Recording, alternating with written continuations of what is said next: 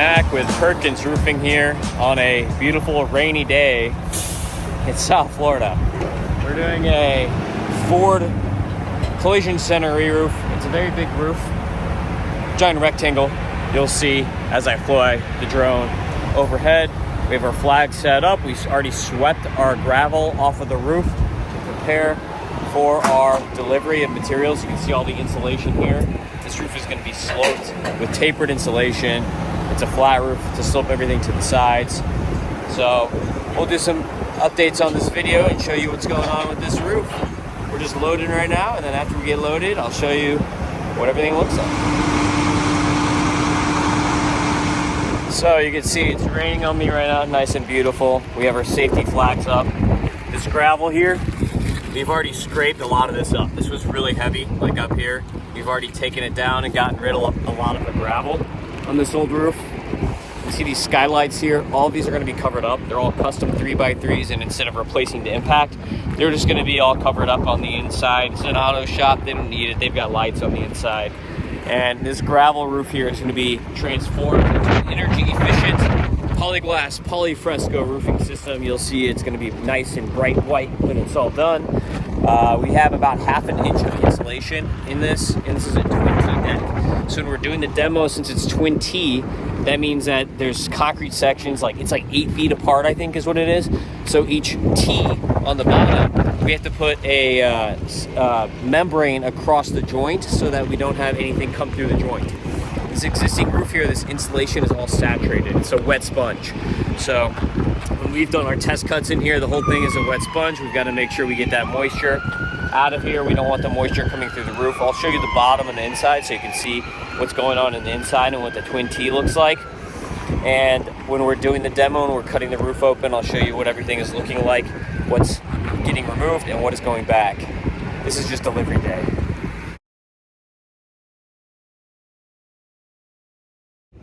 So it's about day 3 of this project. We scraped off the granules, most of them, from the old gravel roof. There's still some loose residuals, but we got a lot of this stuff off. It was very thick on this roof. And then right here, this is where we demoed. You see we have plastic here to make sure that no water comes in overnight. And then underneath the plastic, you can see our insulation panels and our foam. We had a little bit of cold weather issues with the foam last night, so we had to stop working. But you can see that we have a clean concrete deck underneath the foam with the foam here. We're gonna see if we can start working during the day, because we were originally planning to do this project at night, but it's December and it is like 40 something degrees, or it was this morning. So with temperatures like that, the foam is not gonna work the way we want it to. See all the buckets here, weighing this stuff down, the insulation panels, down to our clean concrete deck, the T-joints, get a torch layer underneath on all the T's, and then this is a 3-ply system, so it's going to have 2 SAVs and then a Polyfresko torch cap on top of it. So 3-ply system here on this roof.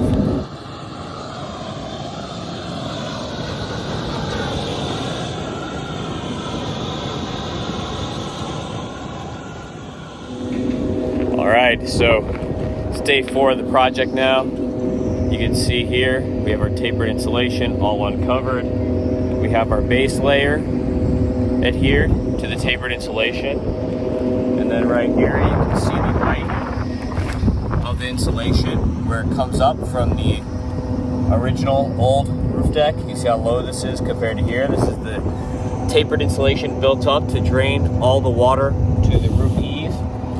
You see the base layer right here, and you see this is our overnight seal to make sure that between the old roof and the new roof, we do not get leaks overnight until we complete this side. Right here, these skylights, we had to stop on this side here for the skylights because we're waiting for the metal to get made to cover these skylights, because they're not going to be replaced with new skylights. They're going to be covered over with custom metal sheets. When you look at the tapered panels, you can see the height is getting higher here of the roof in the center line.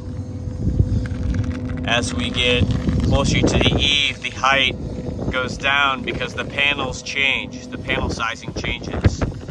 So you can see this new roof is a decent amount higher than the last roof. This has got to be a good 4+ inches right here. And I think in the very center where I'm kind of standing right now, it gets up to 6 inches at the height of the maximum height of the new roofing system. All these buckets here, the reason they're here is to help weigh down the insulation panels after we foam them down. So you can see inside the buckets, they're all filled with water. Now we've got our buckets of asphalt, but these are all filled so that the insulation panels set correctly on the roof. So we fill all these buckets here with water, put them on the insulation panels. You see our roller here to make sure that we're weighing down the roof properly and that the insulation panels are not going to shift. This way we get a nice interlocked insulation system. Like, this is very sturdy. This is a very nice project right here. This is very, very sturdy. These are not moving at all. So this is how you install your tapered insulation system to make sure everything sets. I'm sure when I come back here in another day or two, I'll catch them installing the foam so you can see what that looks like. And see the guys are tearing off this roof section right here right now to open this up so that we can continue this way as we're waiting for these metal panels to get made for the skylights. Behind me you can see all the insulation. This is how they come wrapped up, and you can see what size the insulation is by the stickers. The stickers will say A, AA, B's, X's, Y's. There's all these different panels. This is going to be A's, AA's. You see here's our rolls all wrapped up. And here's the rolls we're applying today. You can see those are torch rolls right here. The torch rolls and the self-adhered rolls are a bit different. The torch rolls are usually left not in plastic like this, whereas the self-adhered rolls are all put in plastic. So you can see these are not wrapped in the plastic like the self-adhered rolls. And when you're torching, you see this labeling here melt from the heat, and that's how you know you're getting enough heat, is when you start seeing that labeling melt when the torch is on.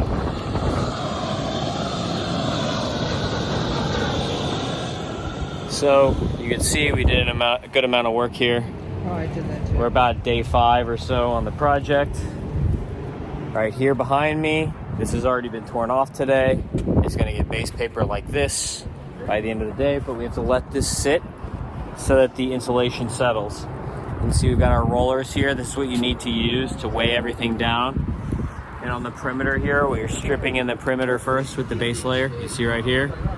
Because the concrete deck, the only joint is where the wall and the end of the roof meet. So this is the only joint where water could actually come through, is right at the end. The roof to wall joint. Everywhere else, this is just a smooth concrete deck. Even with the twin T joints, they covered over with concrete, all those joints. So the joints are now non-existent at this point. But I wanted to give you a good view here. You can see that everything is getting layered. The tapered insulation system, here's the base layer. So this is a 1.5 inch base. Up here is the tapered panels, and then they get higher and higher as they get closer to the middle. So that one's higher than the one before, and then this next one is going to be higher than that one. You see, here's another layer in here, see? And this one, we got 2 layers, 1, 2. And then here's our base layer of roofing. You can see our overlap right here in this base layer of roofing. You see our overlap between the 2 sheets. And here's this next insulation on top of this one that I'm standing on. And that's gonna make it higher than this one, so that this is all sloped from the center to the eaves. You can see right here the old gravel stop, and underneath is this old drip nailer, or the old wood nailer. You can see this is pretty rotted out. It's pretty bad over here. You can see how splintered it is. So this is the old wood nailer. So this, you can see, I can pull this out of my hand. That's how bad in shape this old wood nailer is. So that's why we need to put our new one in.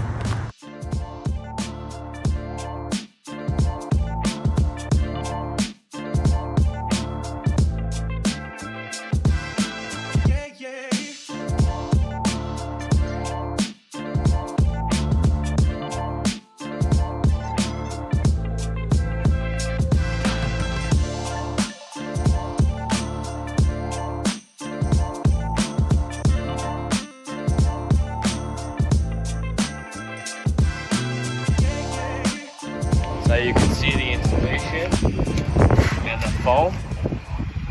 Look at all that foam right here. And I'll show some drone videos that I took above my face right now where you can see us spraying the Ollie Bond. That's the adhesive here. It's holding these panels down so you can see how much gets sprayed, and the ribbon pattern that goes down there. You can see between the holes how much foam there is. And you can see the layers. It's all going to be sloped this way. We still have to put one more here. As you can see right there, the AA coming down this way in this ridge. So there's still going to be panels here in these rooms right here where I'm standing to get the slope that we need to get this motor to the east. So right here you can see this is the metal. See, it's actually white metal, but we primed the top of it. And that primer, that's for the next layer to sit on top of it. This is going to be stripped in. And on this edge of the roof, there's some areas like this where water sits because the deck is not completely flat. You see, like, here's a little spot where water's sitting, no water here, but then down there's a couple spots. It's just that this side of the roof, for some reason, of the structural deck, has little voids in it, and that's leaving some areas where water is sitting. There's not really much we can do about that unless we were to repatch all these areas in the deck, which can get kind of expensive, and you have to do it by spot treatment. You don't know that water's going to sit there until after it rains and you see the water sitting. So right here, there are skylights that are being eliminated from the roof. And what we did was we put a sheet of 22 gauge steel underneath and then the plywood on top to create additional support because the steel sheet is not strong enough to walk on. So we're putting this plywood right on top where the steel is when we eliminate these skylights, and then the insulation is going to cover right over. You won't even know that they were there. See, here's covered, there's the skylight. And then down that way, you'll see in the drone video, you can't even tell that anything was ever there to begin with.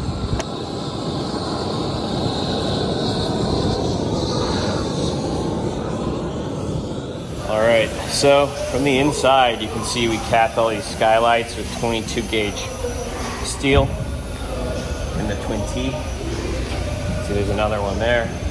So there's 22 gauge steel and plywood capping all these skylights as we go through this twin T inside here. Just from the inside. It's raining right now. Yeah. So, just so you can get an idea of the weather, everything all sealed inside. So, that's good. So you can see, it's only been a few days since the last video. We have the entire, I probably just spun too fast and made you dizzy. We have the entire roof dried in now with 2 layers. All we have left is the cap sheet. The entire roof is dried in. You'll see the overheads. It's raining. I was just inside, and no water is coming on through the inside of the deck.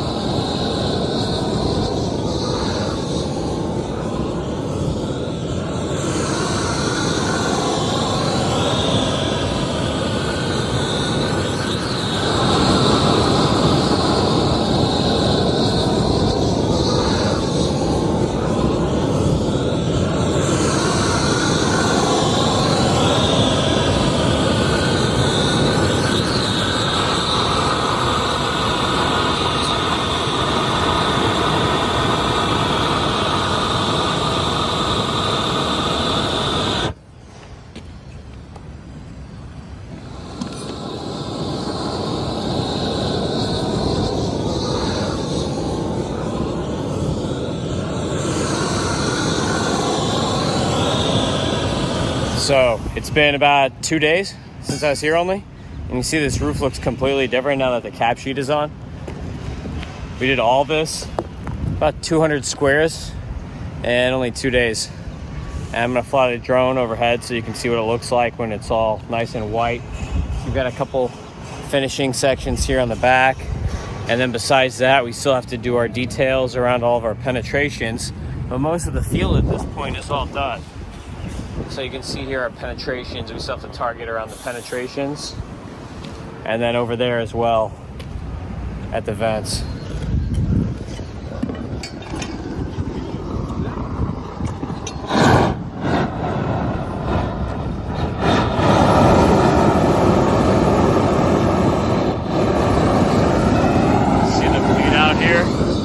That's the bleed out of the asphalt coming out. And when you torch, you want to roll it, push it out nice and even. And these granules being thrown up here, we're gonna end up sweeping them or blowing them off and we're done. But that's to help this roof cement cure. And it's gonna cure in. Like you can see, it's kind of just piles of granules at this point, but it's gonna get cleaned up where there'll be nice straight lines because it's gonna cure in that bleed out asphalt. And all the loose ones are gonna get cleaned up off the roof.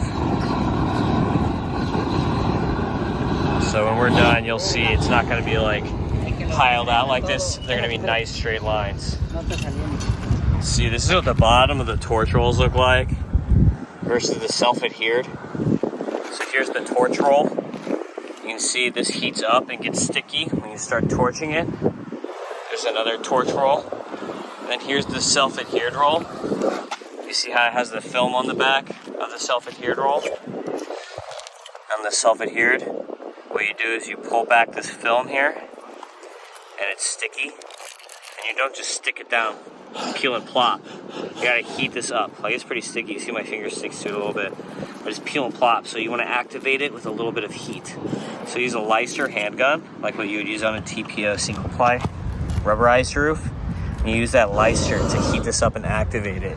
Because this activates, the way that this cures, this self-adherent membrane, is via heat and pressure. So you need some heat to activate it, and then you put the pressure. See behind me? Picking these rolls out here. Feel the center of the roll.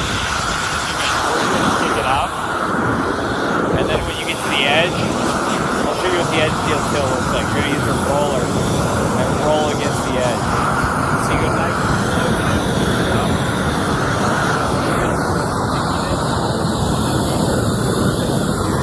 Like the polyglass,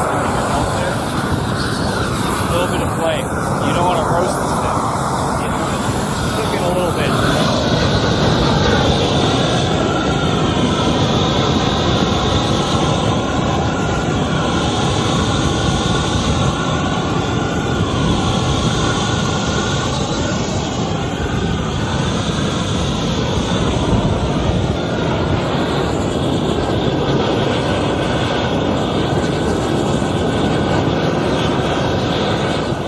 Black paper here. This is the second layer. You can see some torch rolls in here too.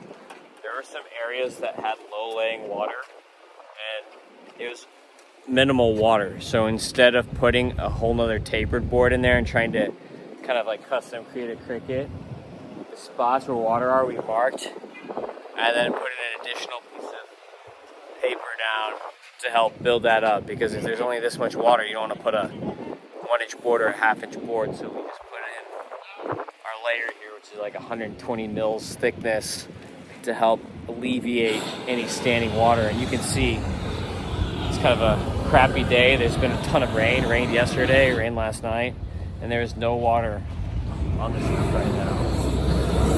As we look around. No agua. Another thing, this is way too low. You need to get an OMG tubo for this. So this right here, you can see that this vent was short. This is the old cast iron. This is the OMG tubo. This extends the vent. It's a PVC extender. You can see that ring there. It gets it all into place, and then we put this lead stack over it, and that will get sealed in. But that's what the OMG tubos look like. It extends your roof vents, because when they're that short, since we added tapered insulation, they were probably 4 to 6 inches above the roof deck before, but when we added tapered insulation, that brought it down to like nothing. So we have to add this extender in to get that exhaust extending above the roof level 8 inches as per code.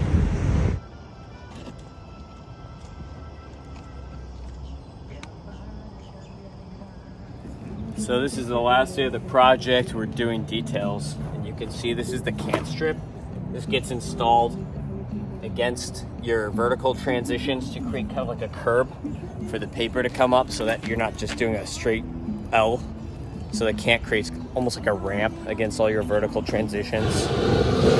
And then you can see here what it looks like when you're putting the paper on the can strip. Nice open flame there. You can see this side is already sealed, and the elephant ear has been wrapped around. It's still hot. You can feel the heat right here even. So that's still hot. And then this is what it looks like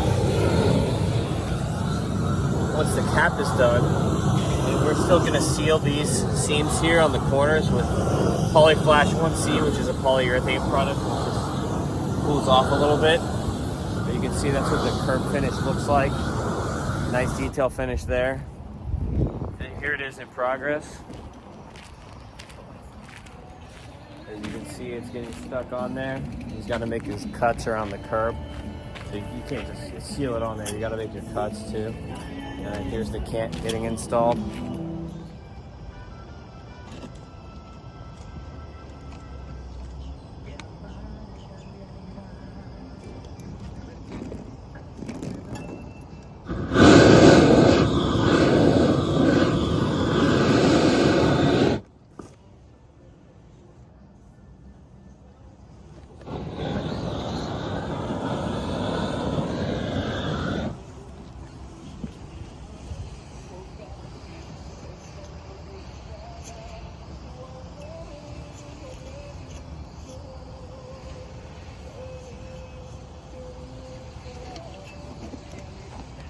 You can see here, once this cures, how the granules set into the asphalt, but then you get these leftover loose granules.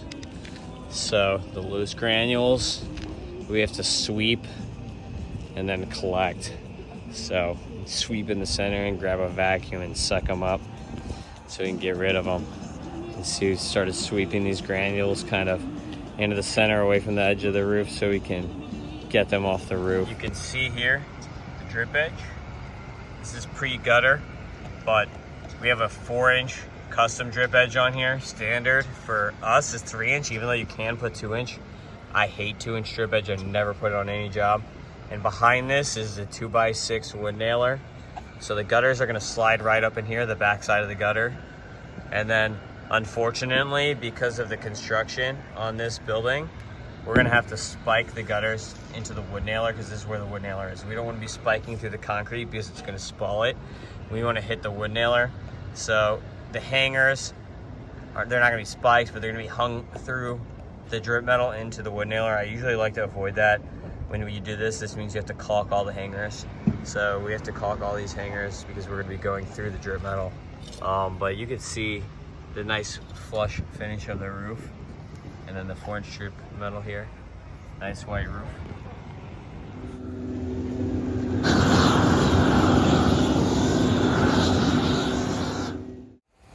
Up here on the roof, everything's done. Looking nice and pretty behind me. If you are interested in using our services, you can call us for Miami-Dade and Broward, 305 MIA Roof. And for Palm Beach, St. Lucie, Martin counties, 561-559 roof. We have a big commercial flat roof. We are the #1 polyglass installer in Florida for commercial roofing. So give us a call for Polyglass commercial roofing, and you get an extra quantum warranty with us because we are the only Polyglass quantum installer in South Florida. There's another one in Tampa, but we're the only one in South Florida. And check this out, beautiful job, nice Polyfresko energy rated cap sheet. This is more reflective than TPO. This is 96 SRI, so more reflective than TPO even, more durable, more layers, 25-year Polyglass system warranty on this roof.